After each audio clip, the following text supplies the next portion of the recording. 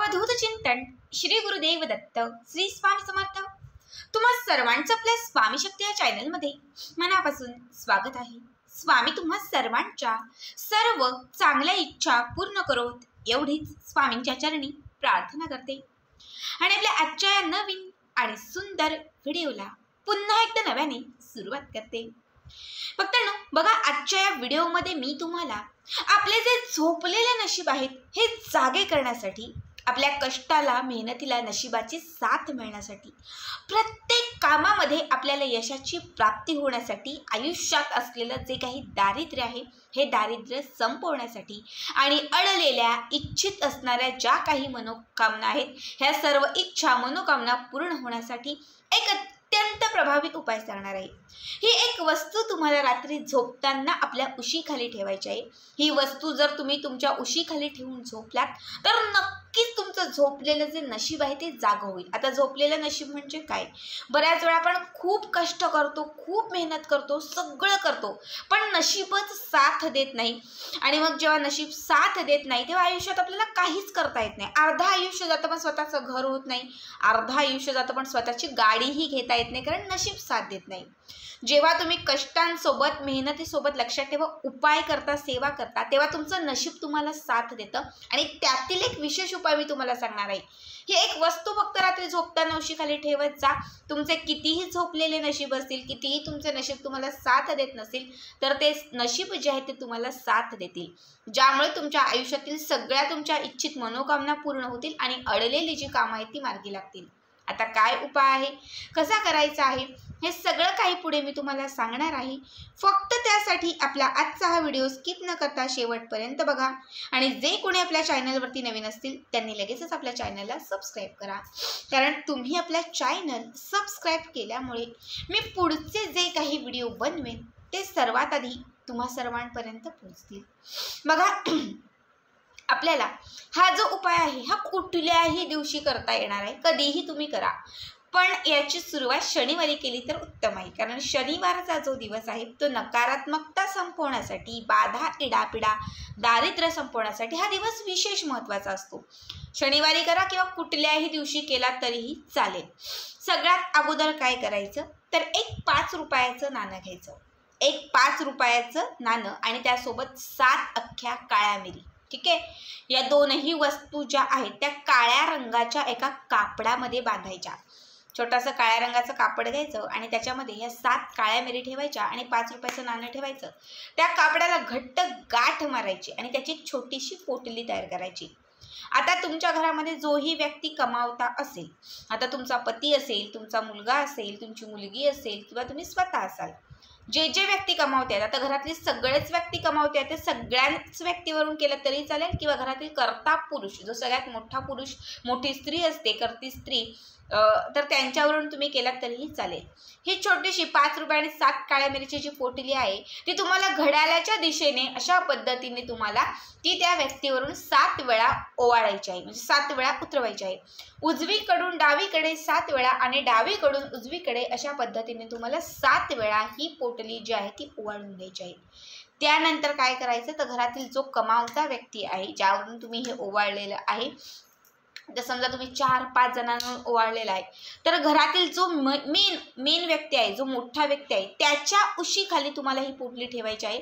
आता समजा माझ्या घरात कुणीच कमावणारं नाही, मी एकटीच थोडंफार काय ना काय करते, तर स्वतःवरून तुम्ही ओवाळा, उजवीकडून डावीकडे आणि डावीकडून उजवीकडे असं स्वतःवरून 7-7 वेळा हे उतरवून घ्या आणि झोपताना उशीच्या खाली किंवा उशीच्या कवरामध्ये हे दाबून ठेवा। रात्रभर झोपेपर्यंत हे उशी खाली असले पाहिजे, गादी खाली ठेवलात तरीही चालेल। काही लोक असे कमेंट्स करतील की ताई आम्ही उशी वापरत नाही, तुम्ही गादीमध्ये किंवा बेडशीटच्या खाली ठेवलात तरीही चालेल, ठीक आहे। त्यानंतर दुसऱ्या दिवशी सकाळी सूर्यास्तापूर्वी तुम्हाला उठायचं आहे, लक्षात ठेवा, सूर्यास्तापूर्वी, सकाळी सूर्योदयापूर्वी तुम्हाला उठायचं आहे, म्हणजे सूर्याचा उदय होण्या अगोदरच तुम्हाला उठायचे। 5-5:30 कमीत कमी 6 पर्यंत तरी तुम्हाला उठायचं आहे। उठल्यानंतर उशीखाली ठेवलेली ही जी पोटली आहे ती तुम्हाला काढायची आहे, काढल्यानंतर याच्यामध्ये ठेवलेल्या 7 ज्या काळ्या मिरी आहेत, ह्या 7 काळ्या मिरी हातामध्ये घ्यायच्या आहेत आणि त्या घराच्या समोर जिथे मोकळी जागा असेल, मोकळा भाग असेल, शेत रान असेल, तर त्या ठिकाणी तुम्हाला ह्या ज्या 7 काळ्या मिऱ्या आहेत ह्या तुम्हाला दक्षिण दिशेला फेकून द्यायच्या आहेत. दक्षिण दिशेला फेकून द्यायच्या आहेत आणि जे 5 रुपयाचं नाणं होतं ते तिथेच कुठेतरी बाजूला मातीमध्ये दाबून द्यायचं आहे. म्हणजे मातीमध्ये तुम्हाला ते ठेवायचं आहे. त्याच्यानंतर तुम्हाला घरी यायचं आहे. घरी येण्यापूर्वी स्वच्छ हात आणि पाय तुम्हाला धुवून घ्यायचे आहेत. यानंतर तुमची जी काही कामं असतील ती तुम्ही करू शकतात. रात्री पुन्हा काय करायचं, तर त्या रात्री तुम्हाला 2 वेलदोडे घ्यायचे, 2 अख्खे वेलदोडे आणि 2 अख्खे वेलदोडे आपली जी गादी असेल, बेडशीट असेल, त्याच्या उशीखाली पुन्हा दाबायचे आणि रात्री झोपून जायचे. सकाळी जेव्हा जाग येईल, सकाळी जेव्हा आपण उठू, त्यातील 1 वेलदोडा दक्षिण दिशेला फेकून द्यायचा आणि 1 वेलदोडा आपण प्राशन करायचा, म्हणजे खायचा. चहासोबत खा किंवा तसाच खाल्लात तरीही चालेल, दूध घेत असाल दुधात टाकलात तरीही चालेल. ठीक आहे. आपण म्हणजे ज्या व्यक्तीसाठी तुम्ही हा उपाय करत आहात त्या व्यक्तीला ते पाहायला सांगायचं आणि तुम्ही तो दक्षिण दिशेला फेकून द्यायचा. असं सलग 11 दिवस करायचं. फक्त पहिल्याच दिवशी काय करायचं, व्यवस्थित ऐका, कन्फ्युजन नकोय. पहिल्याच दिवशी काय करायचं आहे, तर पहिला जो दिवस आहे ज्या दिवशी तुम्ही या उपायाला सुरुवात करणार त्या दिवशी 7 काळ्या मिरी आणि 5 रुपयाचं नाणं उतरवून ते उशीखाली ठेवायचं आणि दुसऱ्या दिवशी ते तुम्हाला फेकून द्यायचं आहे. आणि त्या दिवसापासून काय करायचं, तर त्या रात्रीपासून तुम्हाला सलग 11 दिवस 2-2 वेलदोडे उशीखाली ठेवायचे. सकाळी उठल्यानंतर 1 वेलदोडा खायचा, 1 वेलदोडा दक्षिण दिशेला फेकून द्यायचा. असं सलग 11 दिवस करा. 11 दिवसांमध्ये असंख्य पटीने लाभ होताना दिसेल. जिथे नशीब साथ देत नव्हते तिथे तुम्हाला नशीब साथ द्यायला लागतील. इच्छित मनोकामना पूर्ण होतील. अडलेली जी काही कामं होती त्या कामांमध्ये तुम्हाला सफलता मिळत जाईल. ज्या ज्या गोष्टींमध्ये अपयश येत होतं त्या प्रत्येक गोष्टीत यशाची प्राप्ती होईल. 11 दिवसांच्या आत तुमचे झोपलेले नशीब पूर्णपणे जागे होऊन जातील. नशिबाची इतकी साथ मिळायला लागेल की तुमच्या आयुष्यामध्ये इच्छित मनोकामना पूर्ण होतील. अडलेलं सर्व काही तुमच्या मनासारखं घडायला लागेल.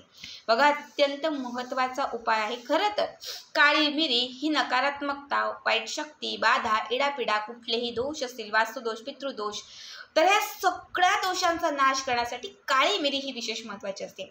जेव्हा ही काळी मिरी तुम्ही घरातील त्या कर्त्या व्यक्तीवरून उतरवून जेव्हा दक्षिण दिशेला फेकाल, बघा रात्रभर तुम्ही उशीखाली ठेवाल, तेव्हा लक्षात घ्या त्या व्यक्तीतील सगळी नकारात्मकता, बाधा, दोष सगळं काही त्या काळ्या मिऱ्यांमध्ये आणि त्या रुपयामध्ये उतरलं जाईल.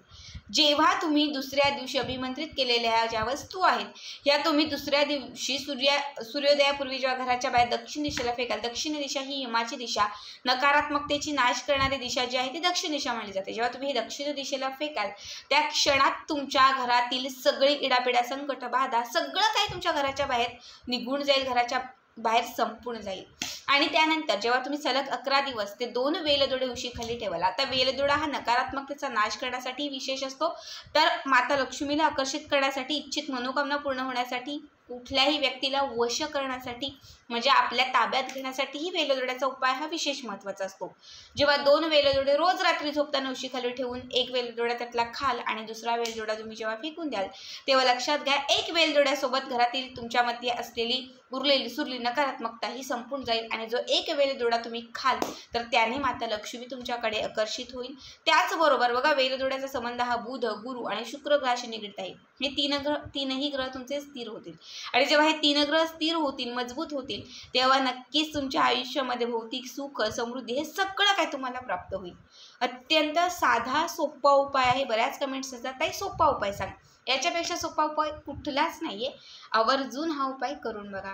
आजचा हा व्हिडिओ कसा वाटला नक्कीच कमेंट करा आणि पुढचे व्हिडिओ पाहण्यासाठी चॅनलला सबस्क्राईब करा. श्री स्वामी समर्थ. जय जय स्वामी समर्थ.